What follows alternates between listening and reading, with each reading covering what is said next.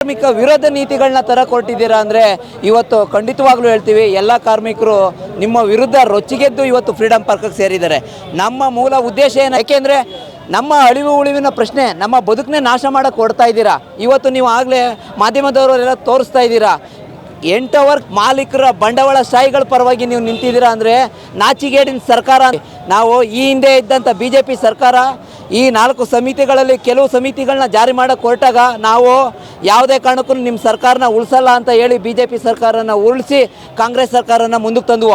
ಇವತ್ತು ಕಾಂಗ್ರೆಸ್ ಸರ್ಕಾರ ಬಂತು ಅಂತ ನಾವು ಹುಮ್ಮಸ್ಸಿಂದ ಏನು ಕುಣಿತದಿಂದ ನಾವು ನಮ್ಮ ಪರವಾಗಿ ಸರ್ಕಾರ ಬಂದಿದೆ ಅಂತ ನಾವು ಸಂತೋಷ ಪಡ್ತಾ ಇದ್ವು. ಆದರೆ ನೀವು ಮಾಡ್ತಾ ಇರೋ ಅಂಥದ್ದೇನು? ಇವತ್ತು ನೀವು ಅದೇ ದಾರಿನ ಹಿಡಿತಾ ಇದ್ದೀರಾ. ಯಾವ ಥರ ನಮಗೆ ಈಗ ಅನ್ನಿಸ್ತಾ ಇದೆ ಅಂದರೆ, ನೀವು ಯಾವುದೇ ಸರ್ಕಾರ ಬಂದರೂ ಒಂದು ನಾಣ್ಯದ 2 ಮುಖ ಇದ್ದಂಗೆ ಆ ಥರ ನೀವು ಹೊರಡ್ತಾ ಇದ್ದೀರಾ. ನಾವು ರೈತರು, ಕಾರ್ಮಿಕರು ಎಲ್ಲರೂ ಒಗ್ಗೂಡಿ ನಿಮ್ಮ ಸರ್ಕಾರನ ಬದಿಗೆ ತುಳಿದು ನಿಂತ್ಕೊಳ್ತೀವಿ ಅಂತ ಈ ಮೂಲಕ ನಾನು ಸಂದೇಶನ ಕೊಡ್ತೀನಿ. ಇಂಡಸ್ಟ್ರಿಯಲ್ ಏರಿಯಾದಲ್ಲಿ ಜಾಸ್ತಿ ಪರಭಾಷಿಕರ ಜಾಸ್ತಿ ಇದ್ದಾರೆ, ಕೆಲಸಗಾರರ, ಅದ್ರ ಬಗ್ಗೆ ಹೇಳ್ತೀರಾ? ಇದರ ಪರವಾಗಿ ನಾವು ಇಲ್ಲಿ ಕಾರ್ಮಿಕ ವರ್ಗ ಮೊದಲನೇ ಆದ್ಯತೆ ನಮ್ಮ ಕರ್ನಾಟಕದ ಜನಗಳಿಗೆ, ಕರ್ನಾಟಕದಲ್ಲಿ ದುಡಿಯುವಂಥ ವರ್ಗಗಳಿಗೆ ಕೊಡಿ ಅಂತ ಹೇಳ್ತೀವಿ. ನಮ್ಮಲ್ಲಿ ಭೇದ ಭಾವ ಇಲ್ಲ. ಕಾರ್ಮಿಕ ವರ್ಗ ಅಂದರೆ ಎಲ್ಲ ಜಾತಿಕರು, ಎಲ್ಲ ಭಾಷಿಕರು ಎಲ್ಲರೂ ಇದ್ದೀವಿ. ಕೊಟ್ಟರೆ ನಾವು ದೃಢವಾಗಿ ನಾವು ನಿಮ್ಮ ವಿರುದ್ಧವಾಗಿ ನಿಲ್ಲಬೇಕಾಗುತ್ತೆ ಅಂತ ನಾವು ಈ ಮೂಲಕ ಮೊದಲನೇದಾಗಿ ಇವತ್ತು ಕಾರ್ಮಿಕ ವರ್ಗ ಒಂದು ಒಮ್ಮತದಿಂದ ಈ ಫ್ರೀಡಂ ಪಾರ್ಕ್ಗೆ, ಈ ಹೋರಾಟಕ್ಕೆ ಭಾಗಿಯಾಗಿದೆ ಅಂದರೆ ಏನಕ್ಕೆ ಅಂತ ಕಾರಣನ ಹೇಳೋಕ್ಕೆ ವಿವರಿಸ್ತೀನಿ ನಾನು. ಏಕೆಂದರೆ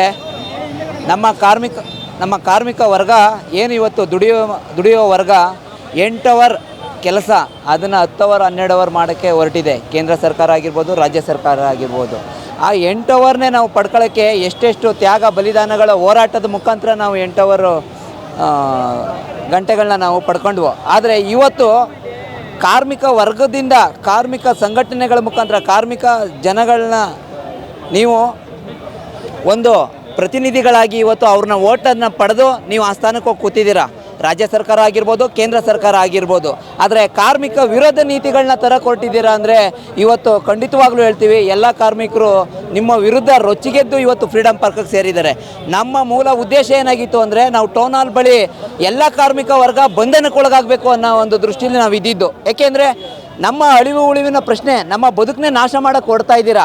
ಇವತ್ತು ನೀವು ಆಗಲೇ ಮಾಧ್ಯಮದವರೆಲ್ಲ ತೋರಿಸ್ತಾ ಇದ್ದೀರಾ, 8 ಅವರ್ ಕೆಲಸ ಮಾಡಿನೇ ಎಷ್ಟು ಜನ ಹೃದಯಾಘಾತದಿಂದ ಸಾಯ್ತಾ ಇದ್ದಾರೆ, ಎಷ್ಟು ಜನ BP, ಶುಗರು, ಹಲವಾರು ಕಾಯಿಲೆಗಳಿಗೆ ಒಳಗಾಗ್ತಾ ಇದ್ದಾರೆ. ಅಂಥದ್ರಲ್ಲಿ ನೀವು ಕಾರ್ಮಿಕರ ಸಮಸ್ಯೆ ಬಗ್ಗೆ ನೀವು ಕೂತು ಚರ್ಚೆ ಮಾಡೋಕ್ಕೆ ನೀವು ಮುಂದಾಗ್ತಾ ಇಲ್ಲ. ಮಾಲೀಕರ ಬಂಡವಾಳ ಶಾಹಿಗಳ ಪರವಾಗಿ ನೀವು ನಿಂತಿದ್ದೀರಾ ಅಂದರೆ ನಾಚಿಗೇಡಿನ ಸರ್ಕಾರ ಅಂತ ನಾವು ಈ ಮೂಲಕ ಹೇಳ್ತೀವಿ. ನಾವು ಈ ಹಿಂದೆ ಇದ್ದಂಥ BJP ಸರ್ಕಾರ ಈ 4 ಸಮಿತಿಗಳಲ್ಲಿ ಕೆಲವು ಸಮಿತಿಗಳನ್ನ ಜಾರಿ ಮಾಡೋಕ್ಕೆ ಹೊರಟಾಗ ನಾವು ಯಾವುದೇ ಕಾರಣಕ್ಕೂ ನಿಮ್ಮ ಸರ್ಕಾರನ ಉಳಿಸಲ್ಲ ಅಂತ ಹೇಳಿ BJP ಸರ್ಕಾರನ ಉಳಿಸಿ ಕಾಂಗ್ರೆಸ್ ಸರ್ಕಾರನ ಮುಂದಕ್ಕೆ ತಂದುವ. ಇವತ್ತು ಕಾಂಗ್ರೆಸ್ ಸರ್ಕಾರ ಬಂತು ಅಂತ ನಾವು ಹುಮ್ಮಸ್ಸಿಂದ ಏನು ಕುಣಿತದಿಂದ ನಾವು ನಮ್ಮ ಪರವಾಗಿ ಸರ್ಕಾರ ಬಂದಿದೆ ಅಂತ ನಾವು ಸಂತೋಷ ಪಡ್ತಾ ಇದ್ವು. ಆದರೆ ನೀವು ಮಾಡ್ತಾ ಇರೋ ಅಂಥದ್ದೇನು? ಇವತ್ತು ನೀವು ಅದೇ ದಾರಿನ ಹಿಡಿತಾ ಇದ್ದೀರಾ. ಯಾವ ಥರ ನಮಗೆ ಈಗ ಅನ್ನಿಸ್ತಾ ಇದೆ ಅಂದರೆ, ನೀವು ಯಾವುದೇ ಸರ್ಕಾರ ಬಂದರೂ ಒಂದು ನಾಣ್ಯದ 2 ಮುಖ ಇದ್ದಂಗೆ ಆ ಥರ ನೀವು ಹೊರಡ್ತಾ ಇದ್ದೀರಾ.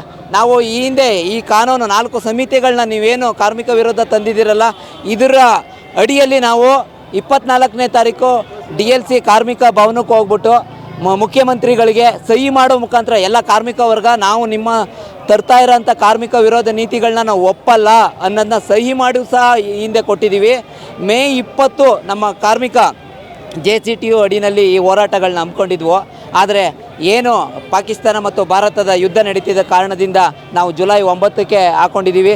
ಇವತ್ತು ತೀವ್ರವಾದ ವಿರೋಧ ಕಾರ್ಮಿಕರಿಂದ ಸರ್ಕಾರಗಳಿಗೆ ವ್ಯಕ್ತವಾಗ್ತಾ ಇದೆ. ಇದಕ್ಕೆ ನೀವು ಎಚ್ಚೆತ್ಕೊಂಡು ನೀವು ಏನು ಈ ಕಾರ್ಮಿಕ ವಿರೋಧ ನೀತಿಗಳಿದೆಯಲ್ಲ, ಇದನ್ನ ನೀವು ಹಿಂದಕ್ಕೆ ತಗೋಬೇಕು.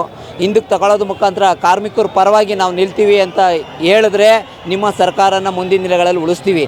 ಇಲ್ಲ ಅಂದರೆ ತೀವ್ರವಾದ ಹೋರಾಟ, ಉಗ್ರ ಹೋರಾಟದಿಂದ ರೈತರು, ಕಾರ್ಮಿಕರು ಎಲ್ಲರೂ ಒಗ್ಗೂಡಿ ನಿಮ್ಮ ಸರ್ಕಾರನ ಬದಿಗೆ ತುಳಿದು ನಿಂತ್ಕೊಳ್ತೀವಿ ಅಂತ ಈ ಮೂಲಕ ನಾನು ಸಂದೇಶನ ಕೊಡ್ತೀನಿ. ಇಂಡಸ್ಟ್ರಿಯಲ್ ಏರಿಯಾದಲ್ಲಿ ಜಾಸ್ತಿ ಪರಭಾಷಿಕರ ಜಾಸ್ತಿ ಇದ್ದಾರೆ, ಕೆಲಸಗಾರರ, ಅದ್ರ ಬಗ್ಗೆ ಹೇಳ್ತೀರಾ?